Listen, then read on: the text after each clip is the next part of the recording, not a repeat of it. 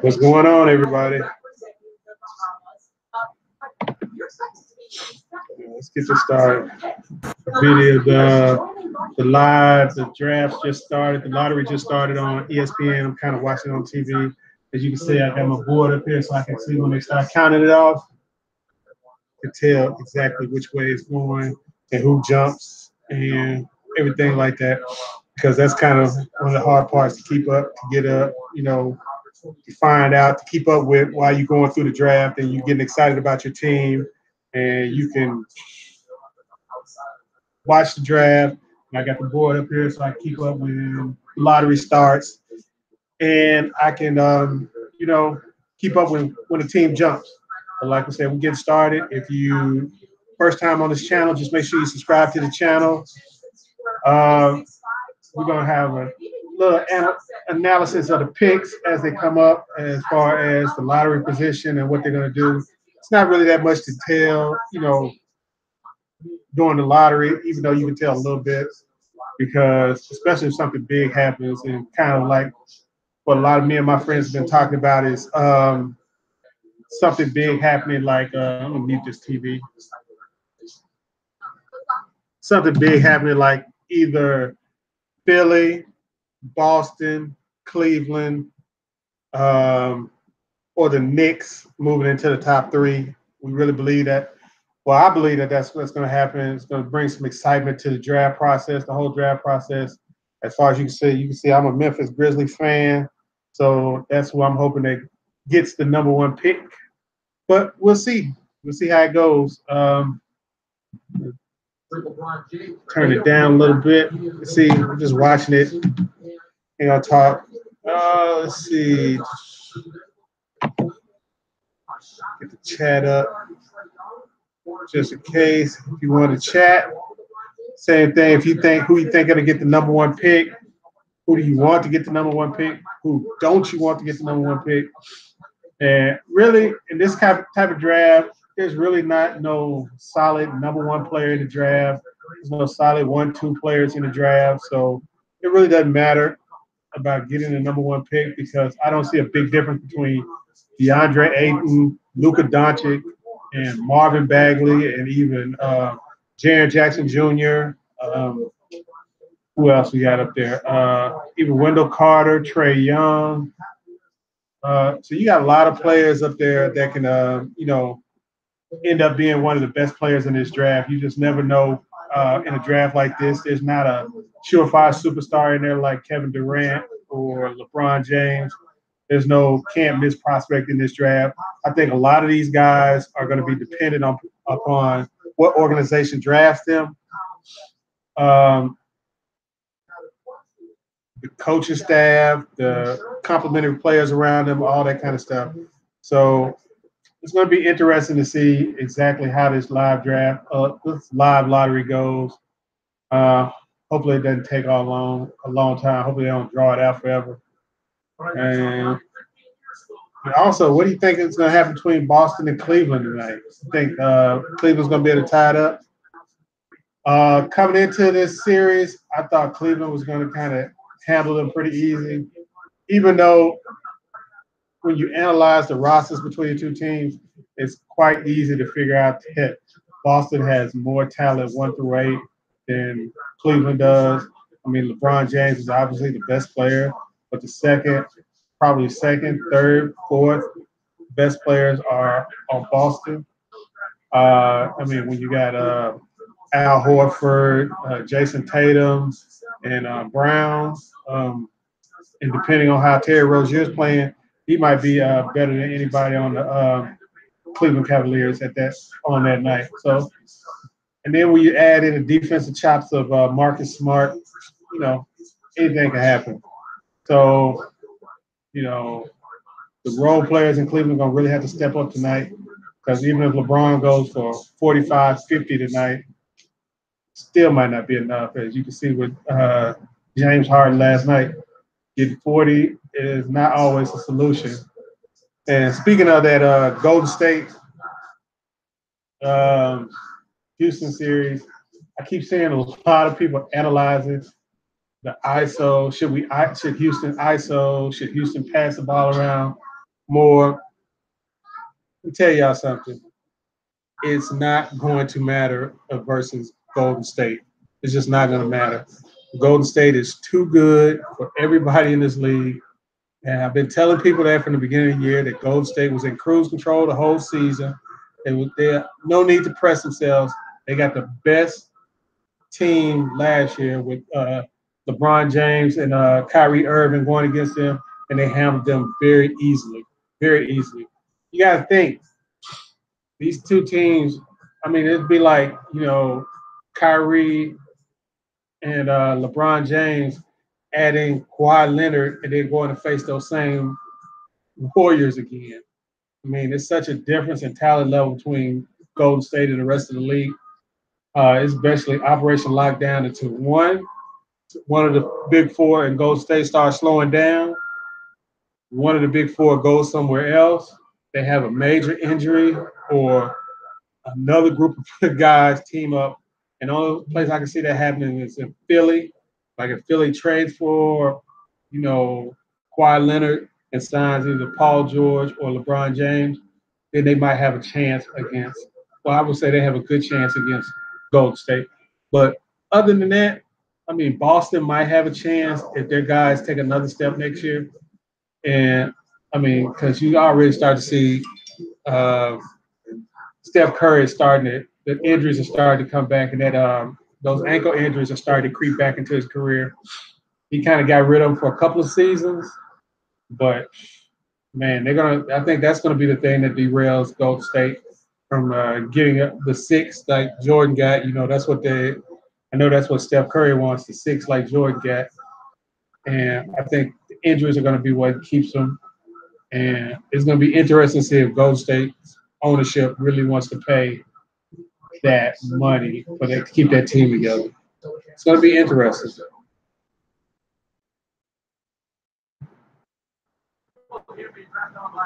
But we'll see.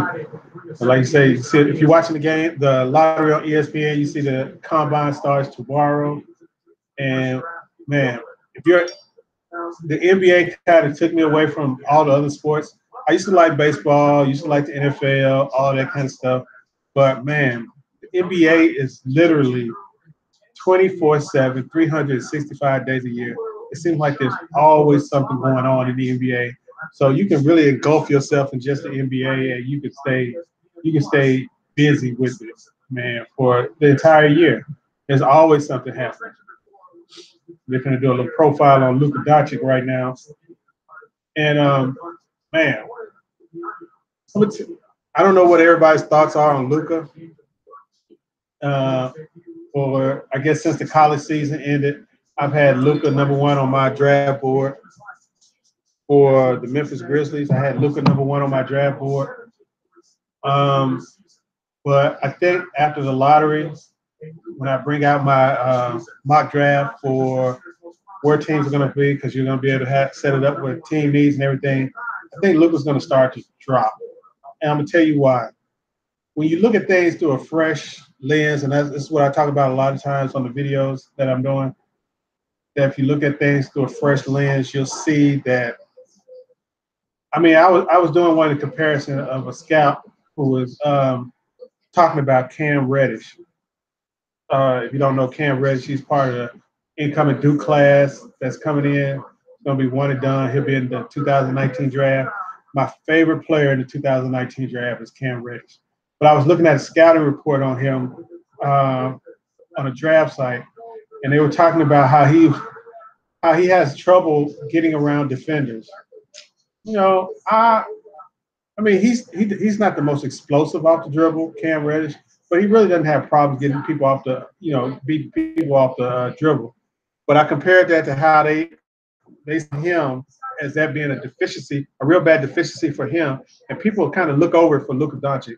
And I just can't picture somebody being a primary ball handler and can't be the initial defender off the dribble. If you're going to always need pick, I mean, if you see how these playoffs are going, man, you got to be able to beat people one-on-one with the ball in your hand to be a primary ball handler, to be one of the top two scorers on a high level team. I mean, you got to be able to beat people off the dribble, and I mean, Luka Doncic just cannot do it. He can't beat Euros off the dribble. He can't beat Euro bigs off the dribble.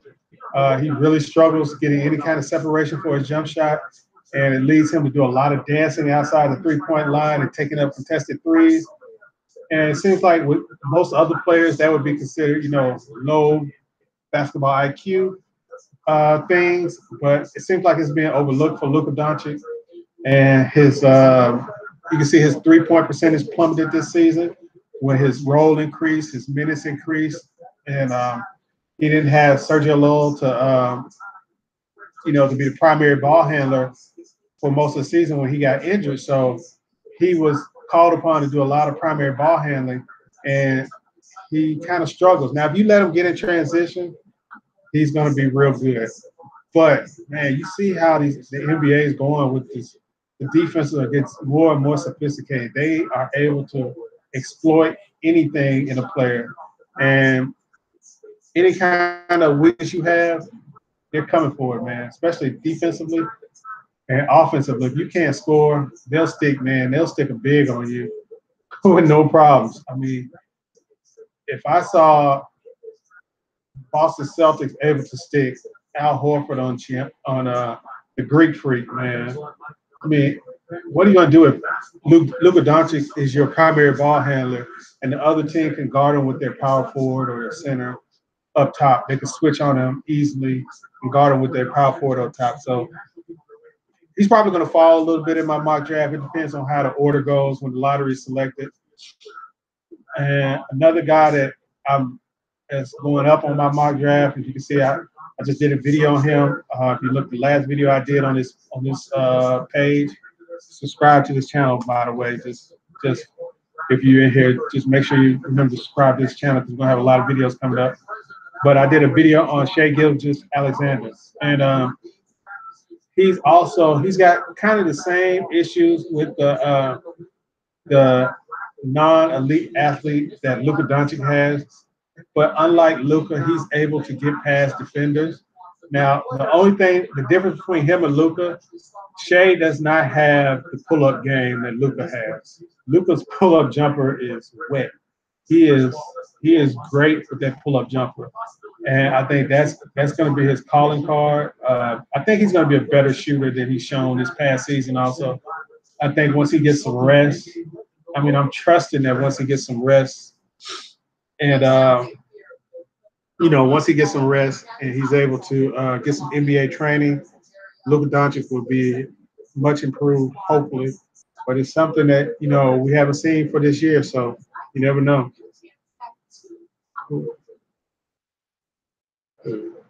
Jerry West, man. This guy was the GM of Memphis for years. Did an okay job, I guess.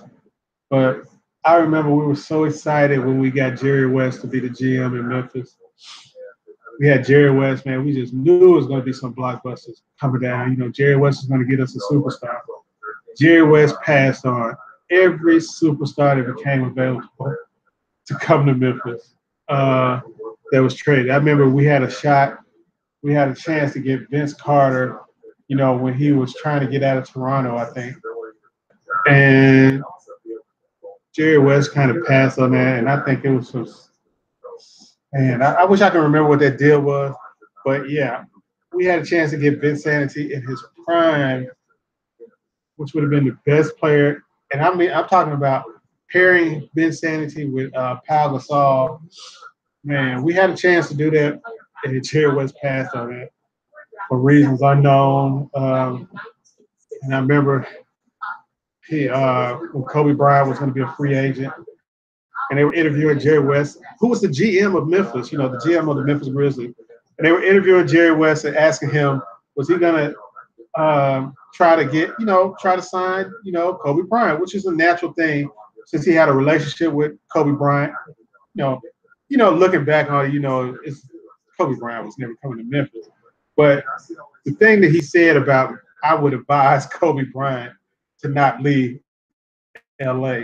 It's like, and one of the top free agents, not to even consider the place where you at now. So at that point, that's when I felt I thought the luster had fallen off of Jerry West for me. And you got to remember, in Memphis, that was real new in having an NBA team. It's not like a lot of other markets. We've kind of matured now, even though we've had Chris Wallace for almost a damn decade. We've kind of matured now as far as knowing what to expect from your NBA franchise, knowing what to expect from the cycle of players, because, man, growing up, like I've been an NBA fan for a long time. So when I came to Memphis, when I first moved to Memphis, I think I moved to Memphis in the summer, the same summer that they had to drive for the stadium to bring the Grizzlies to Memphis. Summer I moved to Memphis. Spurs fan, I had moved from San Antonio. I had watched the Tim Duncan era. I watched San Antonio go from frustration with David Robinson to the bad season that they had that let them get Tim Duncan. And I was at, I think I took in 2 games during the playoffs that year that they won the championship. And I can remember, man, San Antonio that night after the first championship, everybody out in the streets blowing their horns and stuff like that. So it's pretty exciting. So when I talked to people in Memphis, I said, man, that you might not believe it, but even an NBA team can bring some pride to your city. As silly as it sounds, but that's how we are as people. We have our priorities messed up. We have real importance on sports, whether it be, football, basketball, baseball, whatever the sport is. We have a real importance on sports. So, yeah, I remember that. I remember David Robinson won the MVP. And Dream just killing that man relentlessly in the playoffs. It was the most dehumanizing thing I had ever seen in professional sports at that time. I mean, it was if you could think about what LeBron did to Toronto, that's what Dream did to David Robinson. It really, I mean, if you got to think about it, David Robinson was considered one of the greatest. I mean, he's still considered one of the greatest players ever. But David Robinson was on a plateau up there with Shaq, up there, on the right under, Kareem, Wilt, and all, and Bill Russell. He was right in that second tier. But after Hakeem got through with him in that playoff series, people just had a low opinion of him after that. It was the funniest thing ever. But that one series kind of deflated his reputation as far as an NBA player. And they're interviewing Trae Young now, my #1 player in this draft. I think he's going to be a megastar. If you see the video I did on him, future megastar in the NBA, he is going to be a stud. People are really sleeping on him. They think he's going to be a bust. Think he's going to be a chucker. I think he is going to be more like Steve Nash than Steph Curry. And he's going to be, I mean, people don't remember how Steve Nash played. I think he's going to be a little bit more like Steve Nash. And guess what? Steve Nash also was a very, very, very bad defensive player, a terrible defensive player. So if your offense is great enough, your defense does not matter. So I think Trae Young is going to have a real good spot. And as far as Colin Sexton, not a big fan. I just don't like. I think he's a shooting guard in a point guard's body, and he makes up for it with a lot of tenacity. Now, young man plays hard, so that'll make up for a lot of ills. But it only makes up for so much when you have tunnel vision, and basically all you can do is drive into traffic and try acrobatic shots. So we'll see how that works in the NBA, but I don't think he's going to be successful with that. But like I said, please make sure you like this video, subscribe, comment, send me a message on the group chat. We will be having a giveaway for the commenters on this video that are subscribed. So you got to comment, subscribe, and we will be having the draft hat giveaway for either the number one team that gets the number one pick or your favorite team, whichever one you want.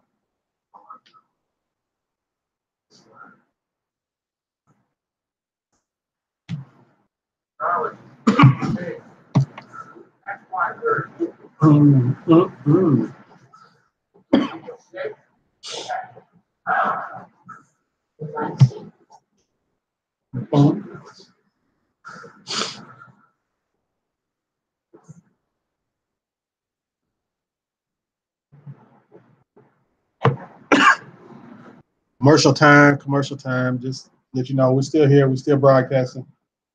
Just commercial. So just hold your horses. Get you a nice cold beverage. You see, I got my H2O with me. I'm gonna crack another one open. And make sure you get your gallon in a day. Gallon of that good old H2O in every day. Keep the doctor away. Better than the apple. Yeah. Oh.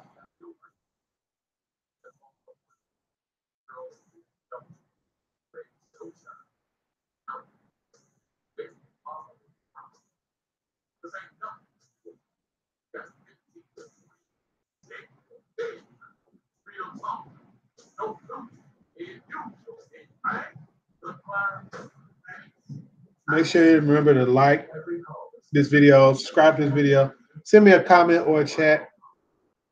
And so you can be part of the drawing that's going to happen after this NBA lottery is over with.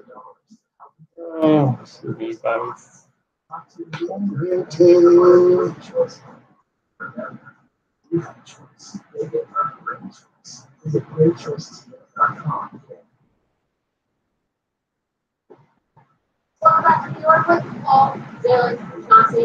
On the show, we are reaching the peak of the NBA season with 4 teams left. One team's dreams of a number one pick coming true, but still somehow the Commissioner found time to sit down with Cassidy Hubbard in Chicago to discuss this.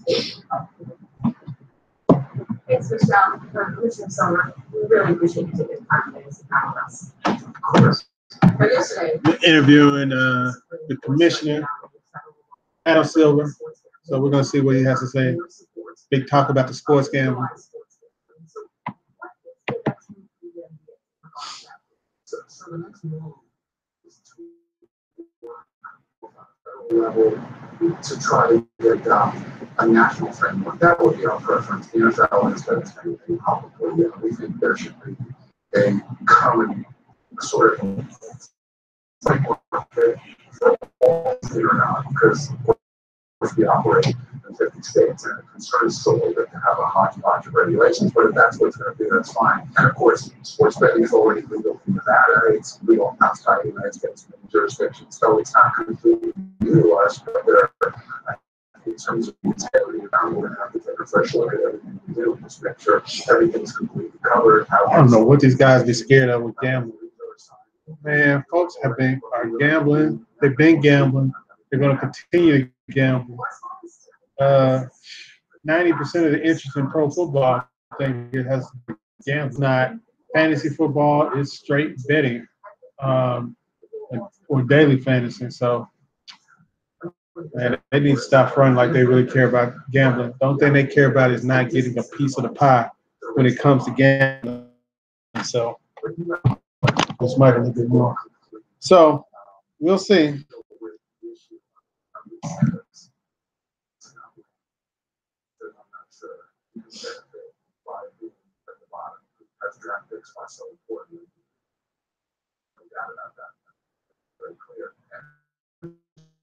You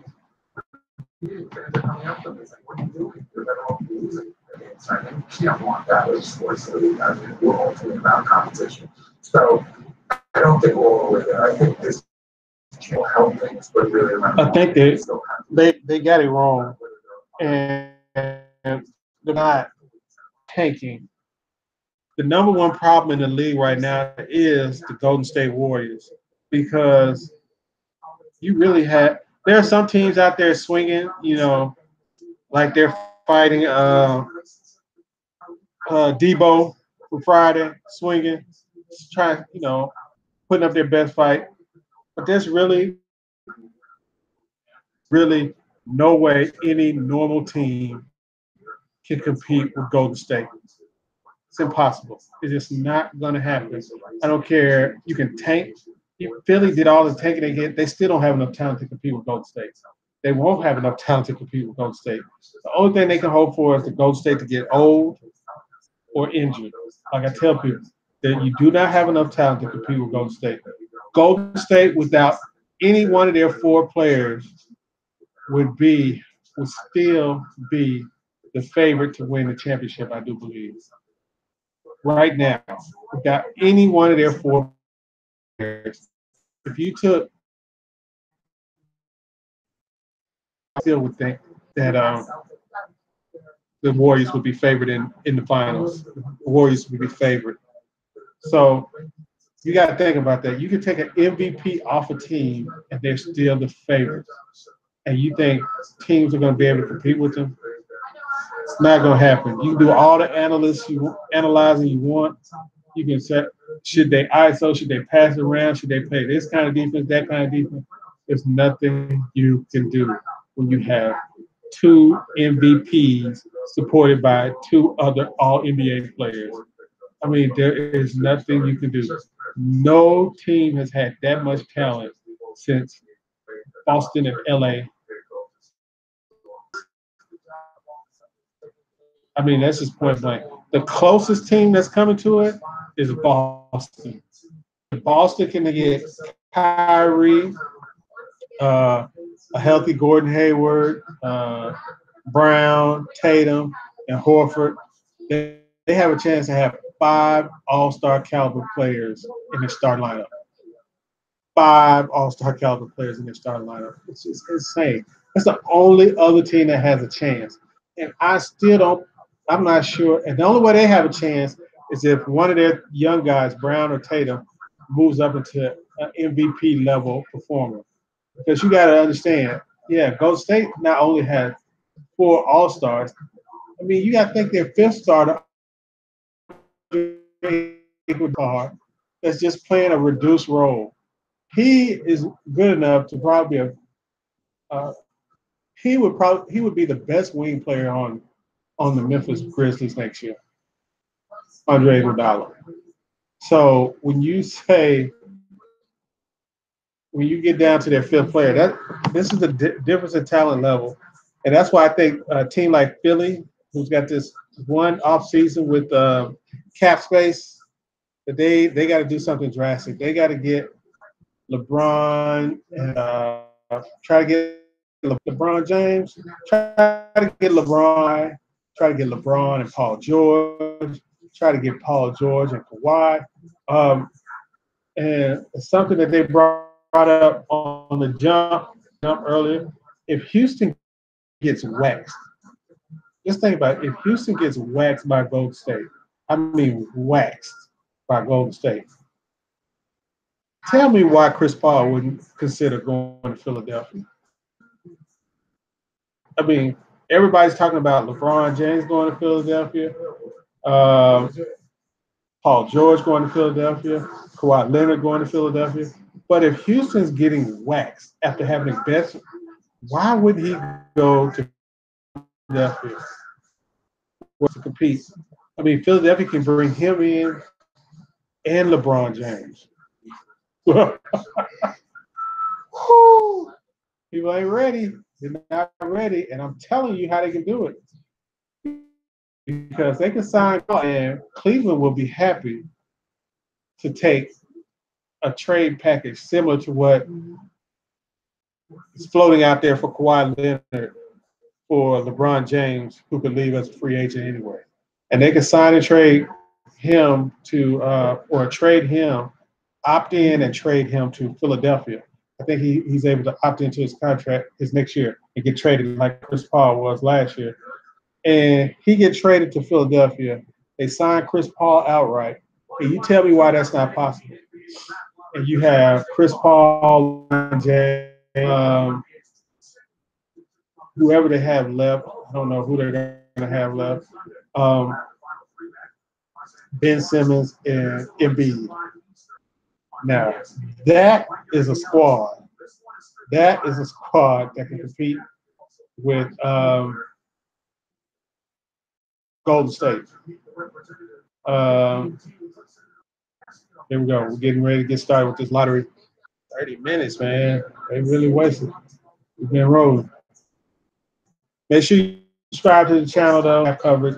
Going to the Summer League this year also. So that's something to look for. So whoever Grizzlies take and whoever your favorite team takes, we will be giving some coverage in the Summer League.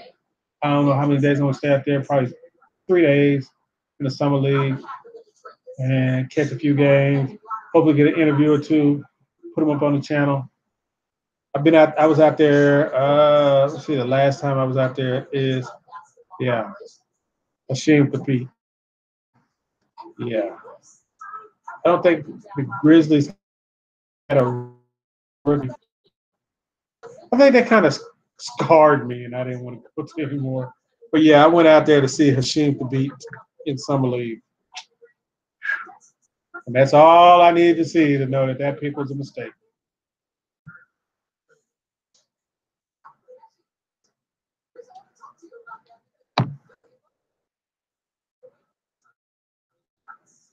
As you can see, I got the Philly Boston up here too. The Philly Boston, because you never know. If it's one, it goes to Philly. If it's 2 or 3, it goes to Boston.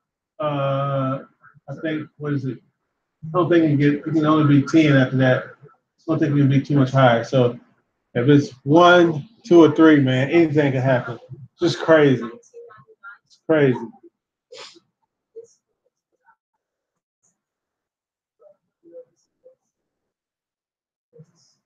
Elton Brand.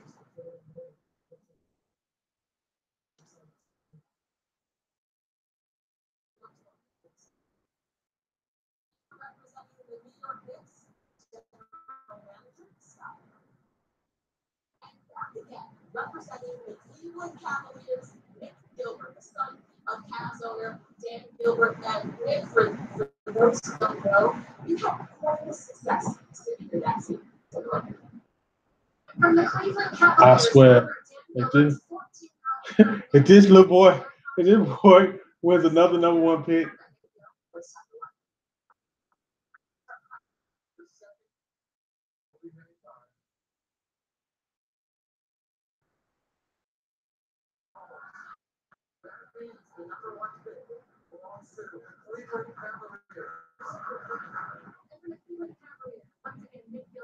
And that means the number 1 pick in the 2013 NBA draft goes to the Cleveland Cavaliers.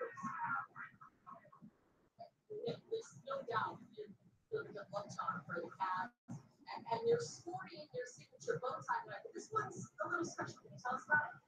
Well, actually, it's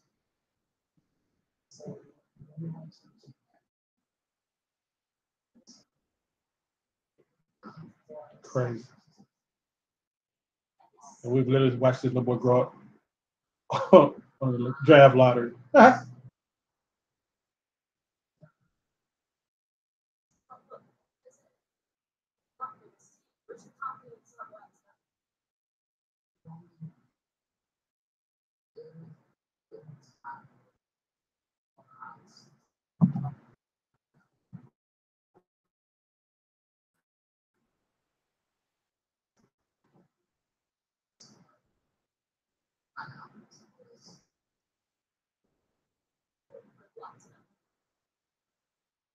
Here representing the Sacramento Kings is their speedy point guard and the 5th overall pick in last year's draft, De'Aaron Fox. This draft lottery is nothing new to you. You were actually in this audience last year in New York. You walked through the draft process. Actually, we have a video of it. You know what I'm saying? All right, so what's in the random thoughts that don't be about it? It was the worst place I even played. What else you got?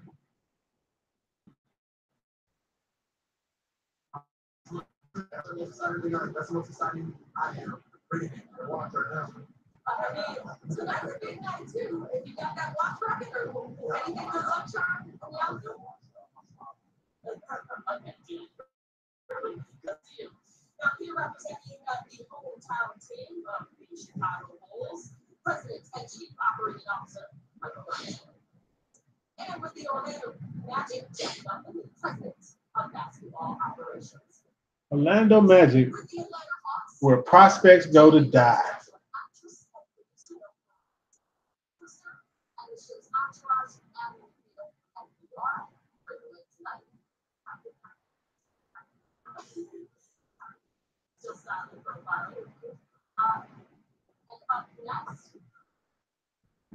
Representing the Dallas Mavericks. Michael Finley. Well, he don't look like an old preacher. Another old preacher. Socks. And joining Elliot Perry, our superfan Courtney Love. And last but not least, representing Phoenix Suns, Josh Jackson. And joining Josh Jackson is the Suns' good luck charm, Jasmine Weber. Please give a round of applause for everyone here on the stage. Man, the Grizzlies been in the draft, out of the draft lottery for what, 7-ish years, 8 years? Let me tell you, this was fun and not fun. This is some painful stuff, man. We went through the Durant-Odin draft, ended up with the number 4 pick. Grizzly tenure started out with missing out on LeBron and getting the number 2 pick, which then went to Detroit. If we'd have got the number 1 pick, we would have had LeBron. Yeah, that's how my Grizzlies draft tenure started. When I started paying attention to the Grizzlies draft. So I'm trying to see. We haven't had a happy draft lottery ending. So where we were going to get, I mean, when we got the number 2 pick, it should have been happy, but of course we made the wrong pick, and that GM is still the GM. So that is something, even though they want to put it on former owner Michael Heisley as far as selection, the GM is still the GM.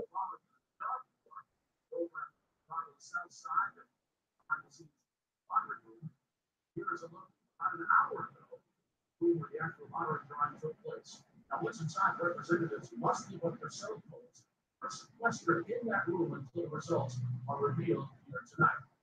Well, as a representative from each lottery team, Pat Williams here from the Atlanta Magic, Senior Vice President. That's why I don't want to hear no stories from the sequester people about the luck the Grizzlies almost had. I don't want to hear that.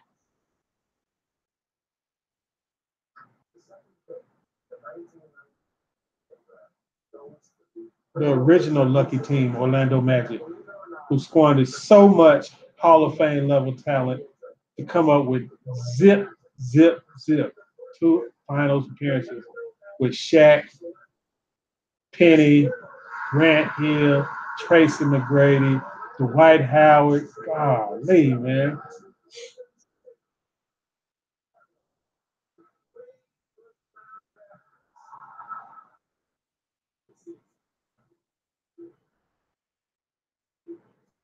I hope he know Little Penny's gonna bring us, the Grizzlies, good luck. Little Penny don't work for you, homie.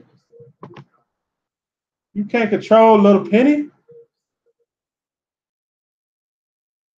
You got a Memphis Pros uniform on, fool. Not even, you ain't got him in an Orlando Magic uniform. He got a Memphis Pros uniform. He working for us. He with us, as Tony Allen would say.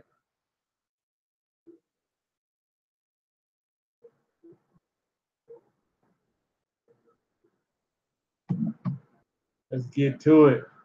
Let's get it moving. Maybe. And now the moment we've all been waiting for, under escort by NBA Senior Vice President and Chief Security Officer Jerome Pickett. There's the only person in the ballroom with the results.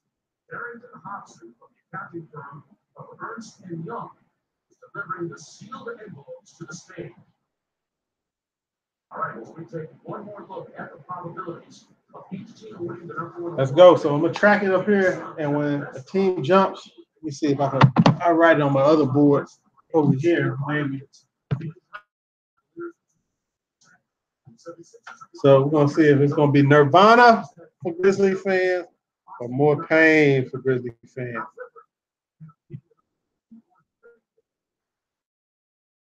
And now the time has come.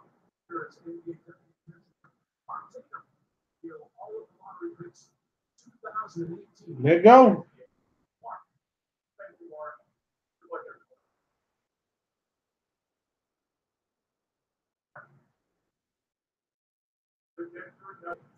Denver's just the seventh team in NBA history to miss the playoffs, despite winning 46 games. The third team pick belongs to LA Clippers, despite trading away. Now you don't know. Maybe that 13th pick jumped up, and that's the 12th pick.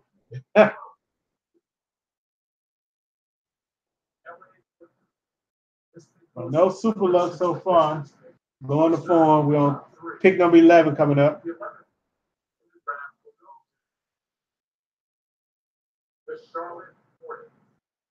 Here's a big. It's the Philly Boston pick coming up, and we're gonna see exactly which way this goes. Philly Boston pick.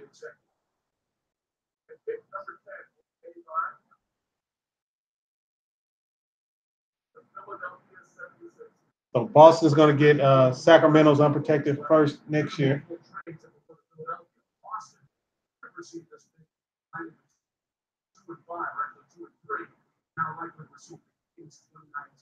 But I think Philadelphia gets the Kings pick next year if it's number one.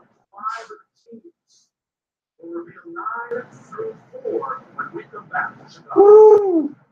There they go with this mess with the commercials. If you ain't got if you don't have a horse in the race, it's easy to not be nervous. Nothing you can control anyway, so ain't no sense being nervous. It's just the luck of the draw, man. I'm gonna try to kill some time with Hearthstone playing as odd paladin.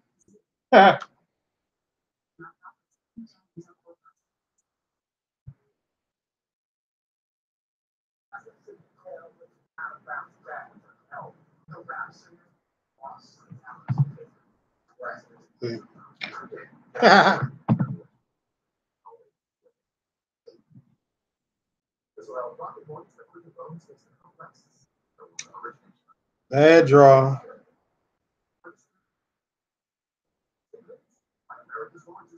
Let's see if we can recover.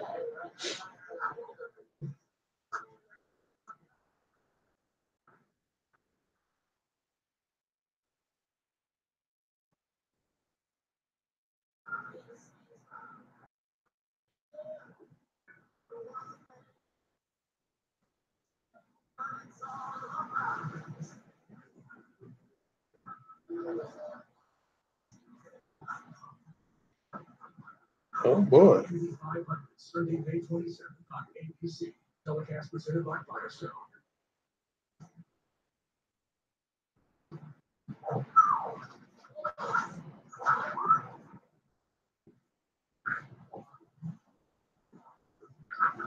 Your summer starts here with a great deal on a new Toyota.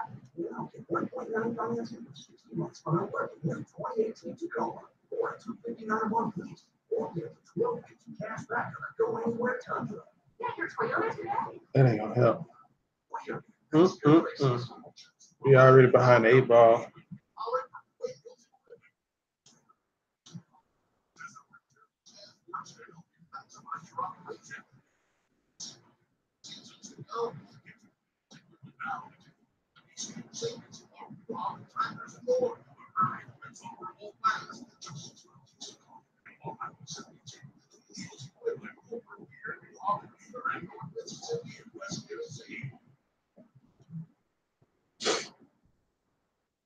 All right. So we're going to get 9 through 4. Hopefully we don't see Memphis anytime soon until after the next commercial break. So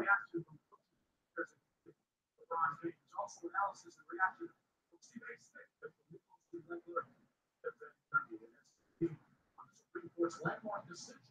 It gives the states the go-ahead to legalize sports gambling.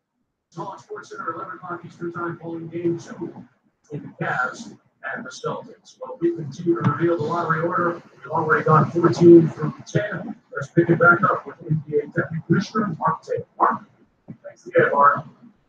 The ninth pick in the draft goes to the New York Knicks. Oh. Last two lottery picks. Oh. So the Knicks, Philly, Boston.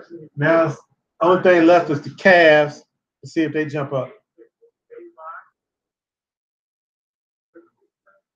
Cavs did not jump, thankfully.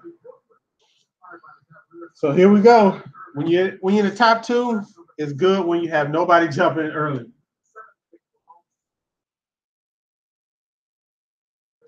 Sacramento is in the top three.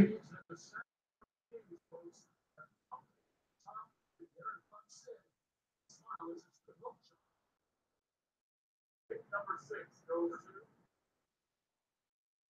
Orlando Magic. Next season, the Magic will be celebrating their 30th NBA season. The fifth pick will be made by the Dallas Mavericks. That means that the Atlanta Hawks have moved into the top 3. So we're either 4 or in the top 3. Fuck! Grizzlies have fallen out of the top. Then there were 3. Phoenix Suns, the Atlanta Hawks, and the Sacramento Kings. Stay tuned. We'll be back to tell you who and what will be the final order in the draft lottery right after this. 4th pick, man. Woo!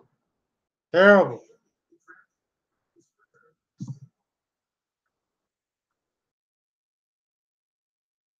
Couldn't even make it to the first commercial, to the second commercial break.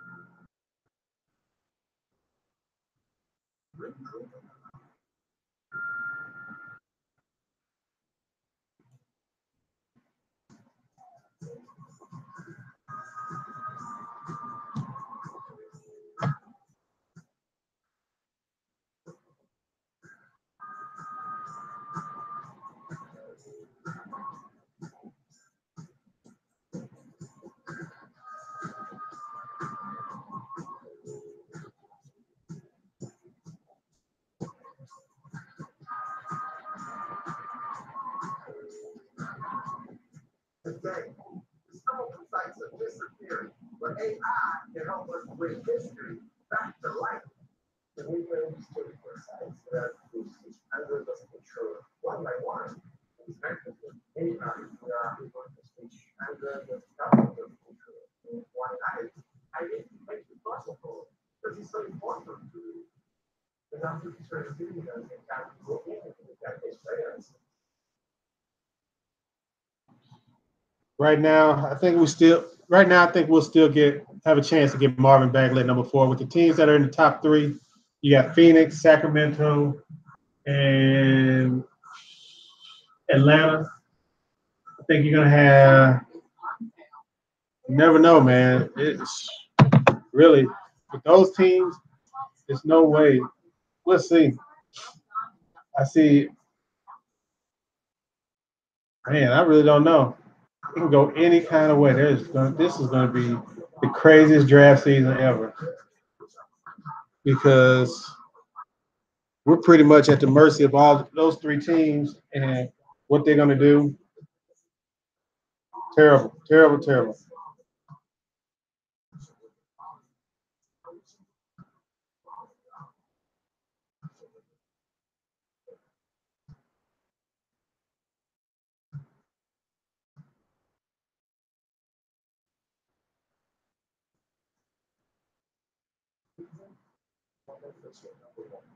The first pick in the 2003 NBA draft goes to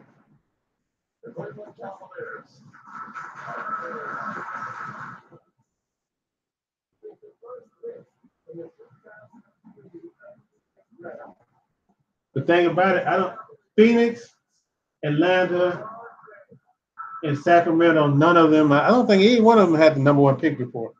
So it's going to be real interesting because I don't think either one of those teams had the number one pick. Years later, here's LeBron in Boston.